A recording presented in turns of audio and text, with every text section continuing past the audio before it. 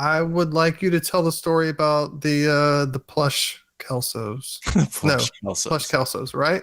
Yeah, that was fun. Speaking of having to get over hurdles and to continue going and to Yeah. press through, because dude, I remember talking on the phone with you. You were like, maybe this is a sign that like I need to just quit and never do anything ever again. Yeah, no, it was a lot. I'm trying to think how I can paraphrase this story because it literally took up a year of my life.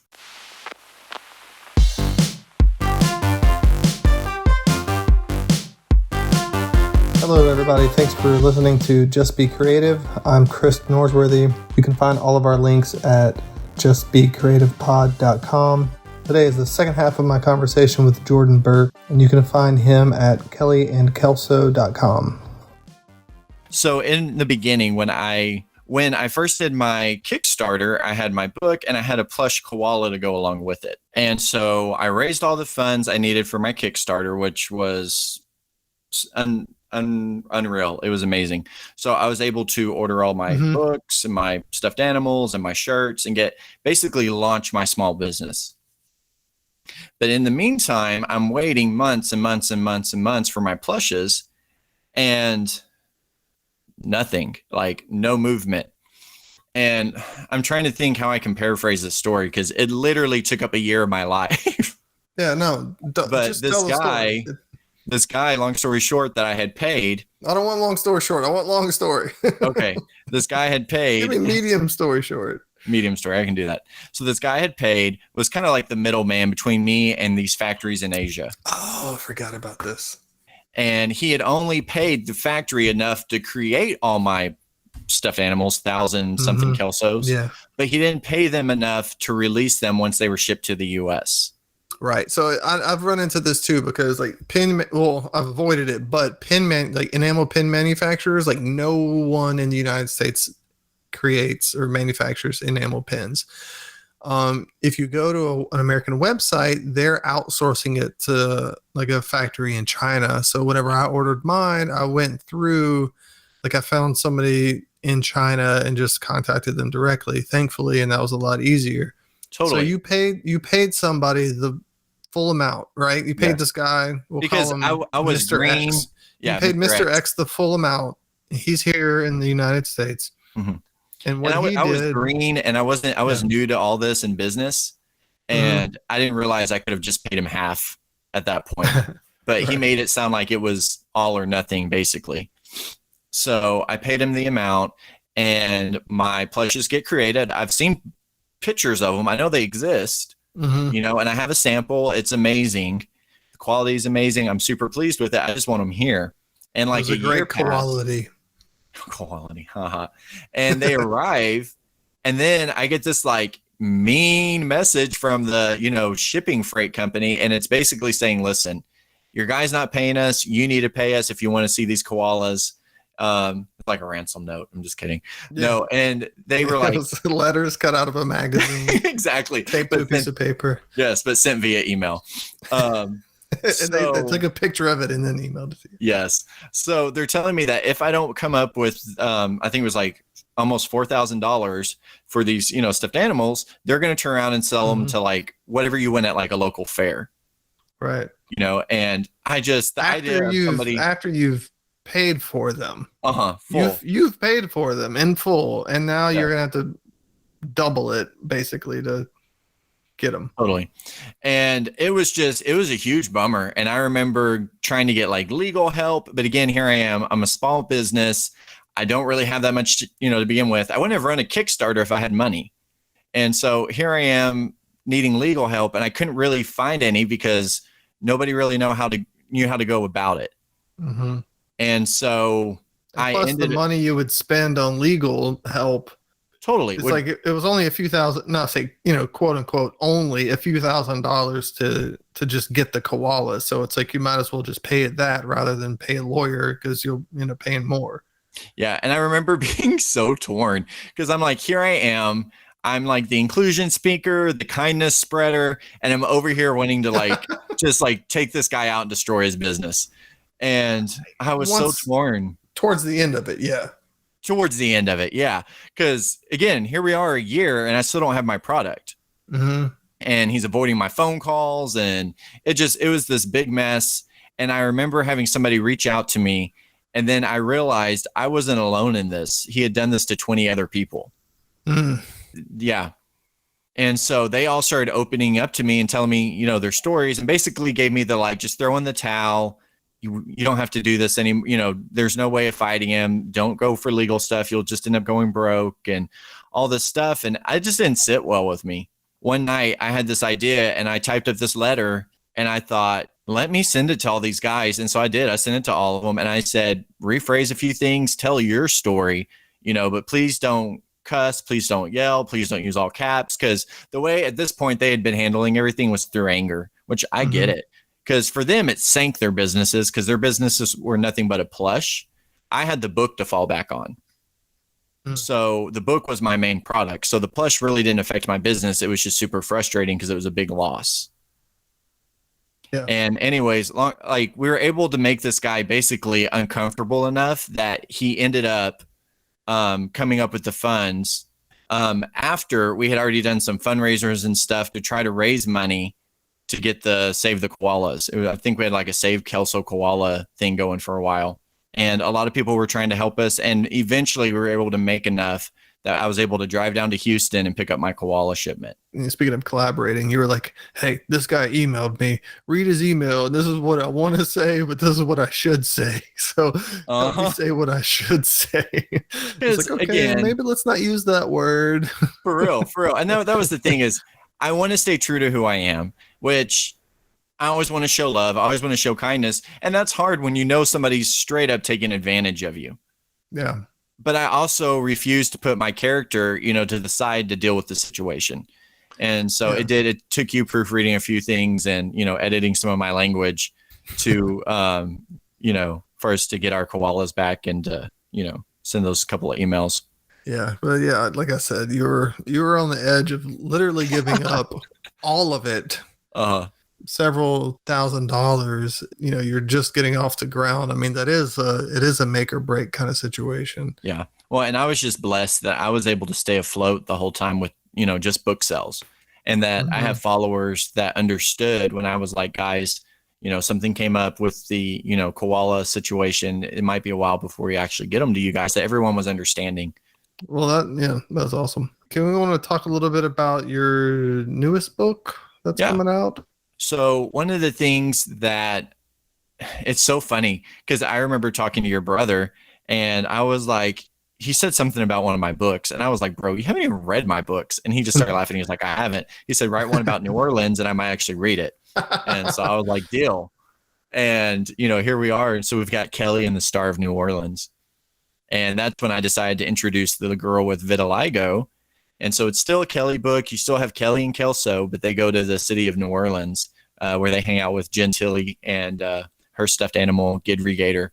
It's really cool because... I wonder if I can, if my brother will let me share the video he made of you trying to pronounce all of the names of the streets and shops in New Orleans. I'm from Texas, and I cannot pronounce a single street name, anything we passed when I came to visit you guys. It was great. It was great. Chapatulas, I think, was the hardest one for me to get. You got it. Yeah. I have no clue how to spell it. It starts off like TCH and then it's OUPL. Yeah, I don't know. It's not an easy word. I was like, there's no vowels in the beginning of it. Where do you even start? So no, the video is hilarious. But I remember I've been to New Orleans twice. And I love the culture. I love the cuisine. I love just the vibe, the music. And with every book, we have a free song download in the back of a fully produced song. And I remember thinking, how cool would it be to have something that's like heavy in the brass type music with like, trumpets and trombones and all that, as well as having like kind of pop attributes so that kids would enjoy it. But tying that into my book and making it just this fun tribute to New Orleans, but also covering vitiligo and then also having a character with Down syndrome in it. And I remember pitching the idea to a few people and they just looked at me and they were like, it's a lot, it's a lot going on. And I'm like, but you haven't read my book. And they're like, but but from what you've told us, it's a lot. And so Yeah. it's been probably one of my hardest ones to market, because before I could say, oh, this book's inspired by my Uncle Kelly, and people were like, oh, we love Kelly, and they would Right. just purchase it. But with this book, I'm trying to introduce them to somebody new. Kelly's not in the forefront, and it's just been a little bit harder for me to market. But I will tell you that seriously, anyone who's read the book, I know you, your brother, and many others, a lot actually from the New Orleans area, from Louisiana, they told me this is their favorite book in the series yet. And I honestly didn't expect that even from some of my family. So I'm super excited about this book, and I can't wait to introduce these new characters. I brought Tex back, which is Kelly's Dalmatian. He was missing in the second book, and at a few schools I'd go speak at, that was one of their questions is, where was Tex? Why wasn't Tex in this book? And there's a new animal character. Guidry, yeah. And I'm super excited about him too. He's fun. He's got the big tail, and our friend, our mutual friend Jonah does the voice of him in any of my advertisements. So that's fun. Jonah Thibodeau. Yep. Yeah. So Jonah. Jonah Thibodeau, which Thibodeau starts off. It's one of those other words. It starts off with a TH and THI. Okay. So yeah. Are you gonna tell about how I thought his name was Thib? Thib. Yeah. So we call him like J Tib, and you thought in the text message group that we had for 6 years. Yeah. And so I always thought it was J Thib. So when I show up in New Orleans after 6 years and I'm talking to them, I said something about Thib, and they all just kind of it's like dead silence, and then just broke out in laughter. And they're like, "Do you really think that's what his name is?" Oh, it's so good. I know, and I slipped up the other night on the phone. If any cancel culture comes after you, dude, it's gonna be for writing a book about New Orleans when you can't even pronounce Thibodeau. But if we're being honest, there's a lot of words I can't pronounce, even in Texas. So, fair.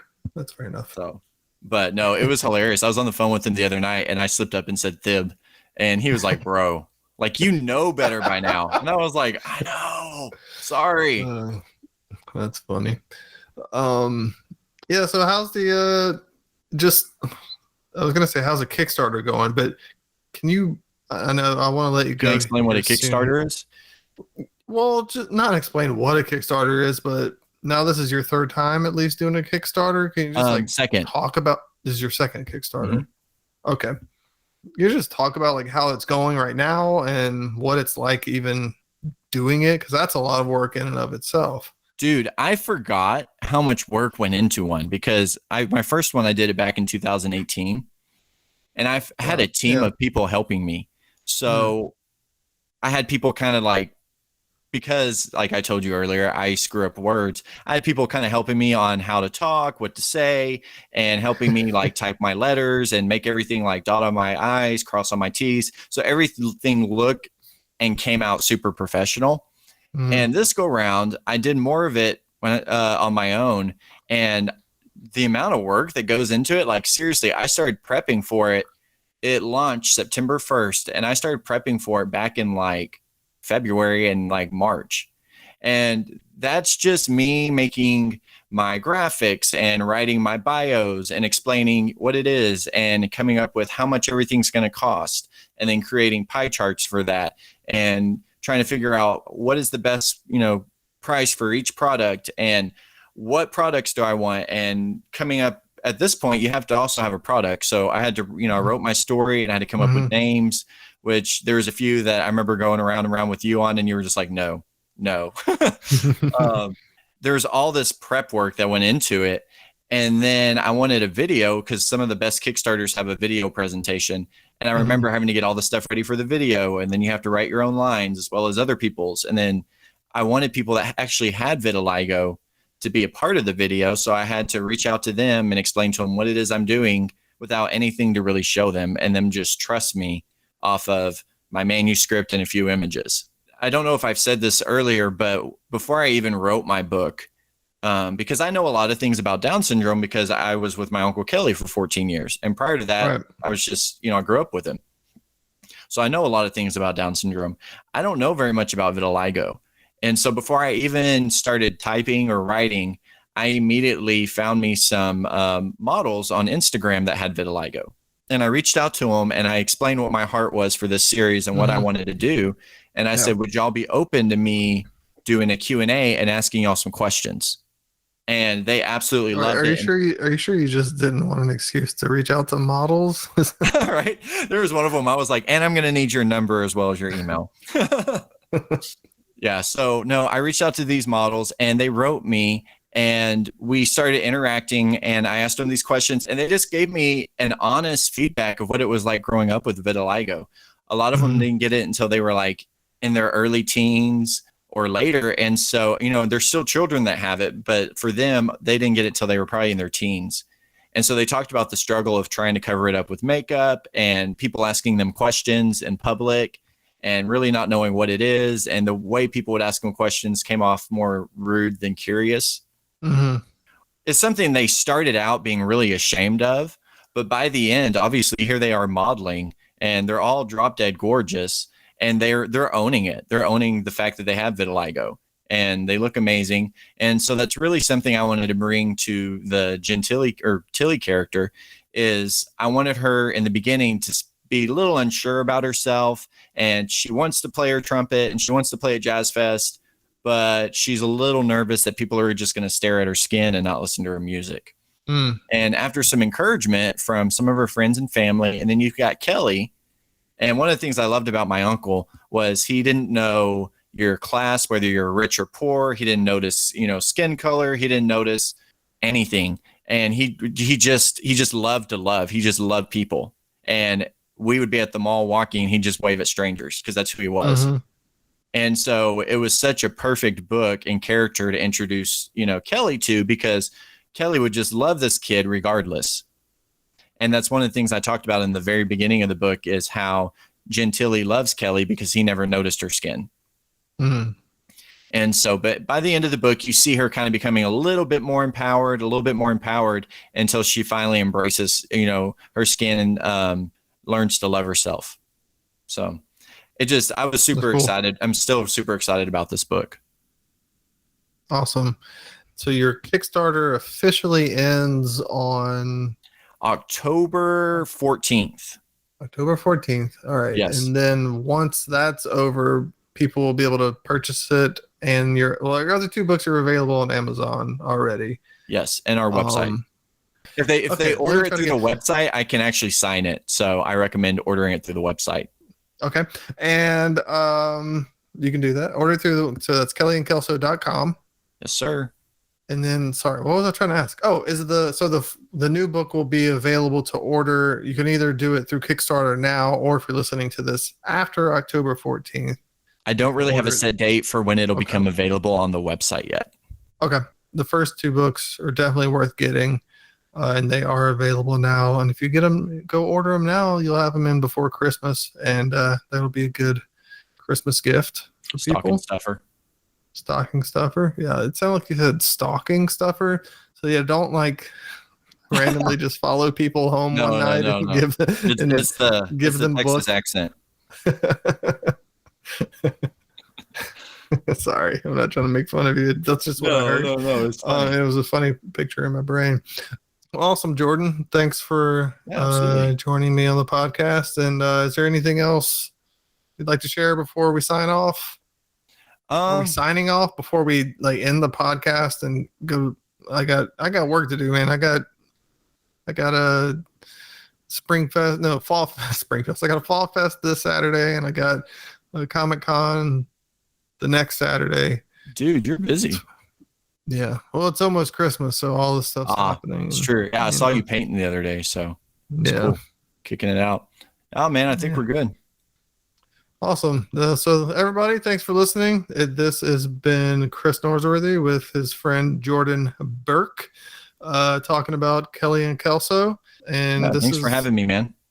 Just be creative. You're welcome. Thanks for coming on. Yep. Do you think you'll be able to work with that?